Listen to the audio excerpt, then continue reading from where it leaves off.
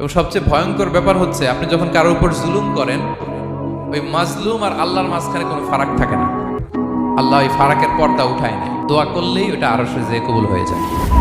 খবরদার, মুসলিমের কান্না কখনো বৃথা যায় না। জীবনের কোনো না কোনো সময়ে এর প্রায়শ্চিত্ত আপনাকে করতে হবে। জীবনের কোনো না কোনো সময়ে এর প্রায়শ্চিত্ত করে আপনাকে মরতে হবে। বদুয়া করছে ডাইরেক্ট খবরদার। আমার পেনাঙ্গের ভাইয়েরা, আমরা যেন জালিম না হই।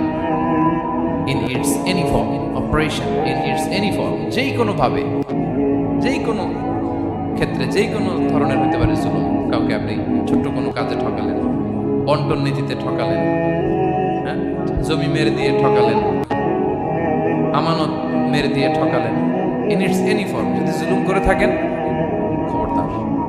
মুসলিমের কান্না কখনো বৃথা যায় না।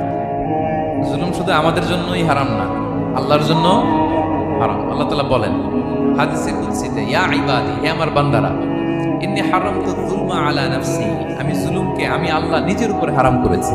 ওয়া জাআলতুহু বাইনাকুম মুহাররামা, এবং এই জুলুমকে তোমাদের উপর হারাম করেছি। ফালা তাযালামু, তোমরা একে অপরের উপর জুলুম করো না। জুলুম শুধু আমাদের উপরই হারাম না, আল্লাহ নিজের উপরও হারাম করেছেন। তাহলে জুলুমের সাথে কি মুমিনের কোনো সম্পর্ক থাকতে পারে? পারে না।